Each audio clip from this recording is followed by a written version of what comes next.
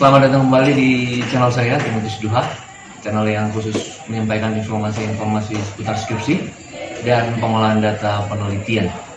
Pada kesempatan ini saya akan menyampaikan materi penyebab data penelitian tidak valid dan tidak reliable.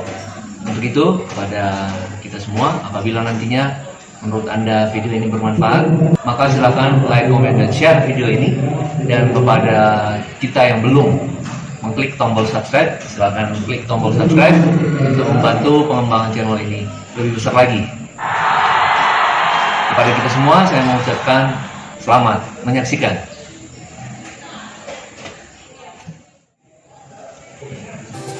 Langkah yang pertama dalam melakukan penelitian adalah pengumpulan data.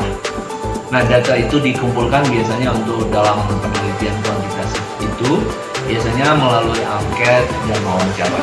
Nah, pada kesempatan ini saya akan menyampaikan mengenai data penelitian kuantitatif yang diperoleh dari penyebaran angket. Tentu dari angket inilah yang akan didapatkan adalah jawaban-jawaban responden dalam bentuk bobot nilai atau bobot skor. Nah, di situ nantinya sebelum data itu nanti diolah, ada langkah yang pertama sebelum sampai di pengolahan data penelitian, yaitu uji validitas dan uji reliabilitas. Tentu kalian masih ingat bahwa syarat dari validitas apabila nilai R itu lebih besar dari nilai tabel, R tabel maksudnya. Nah, itu dikatakan valid. Sedangkan unreliable apabila nilai kelompok alfanya lebih besar dari 0,60 maka dikatakan reliable. Apabila kedua uji ini sudah bagus, baik valid maupun reliable, maka data itu bisa diteruskan, ya, uji klasik dan uji statistik. Nah, di beberapa kasus ada data-data, butir-butir pernyataan yang tidak valid bahkan tidak relevan.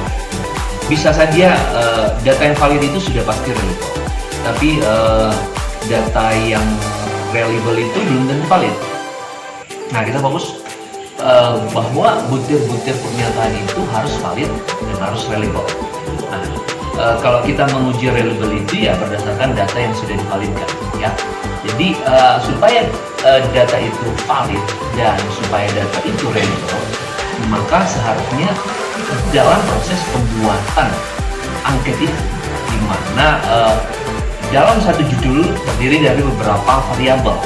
Nah, dalam menentukan indikator-indikator variabel itu harus disesuaikan dengan karakteristik lokasi penelitian, sehingga indikator yang digunakan atau indikator yang dipilih sesuai dengan keadaan situasi di dalam lokasi penelitian tersebut, ya.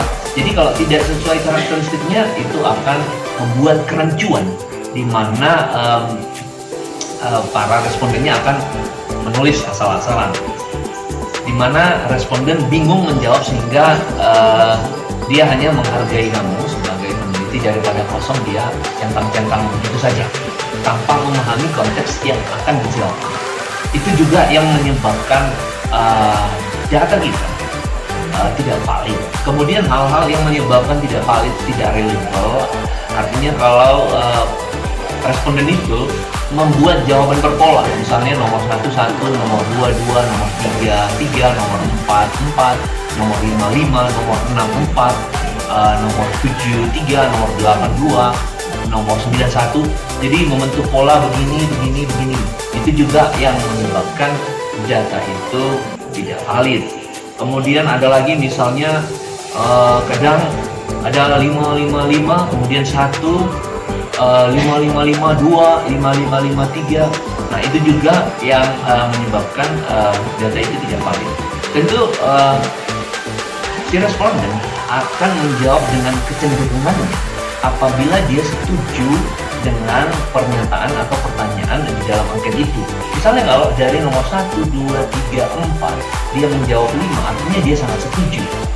Nah, harusnya di jawaban nomor 5 itu kita berharap itu jawabannya juga 5, tetapi kenapa yang terjawab adalah dipilih sangat tidak setuju. Tentu bobot skornya adalah 1. Dari 5 ke 1 itu sangat wajar. sehingga itu menyebabkan juga tidak valid. Nah, kuncinya adalah kita jangan memberikan pernyataan-pernyataan yang terlalu panjang lebar, sehingga kesulitan dari si responden itu adalah mencerna dari pernyataan yang tertulis di dalam pertanyaan atau pernyataan di butir-butir angket tersebut. Jadi janganlah membuat membingungkan ya daripada responden. Kemudian jangan terlalu panjang dan jangan memberikan istilah-istilah asing yang tidak dimengerti oleh responden.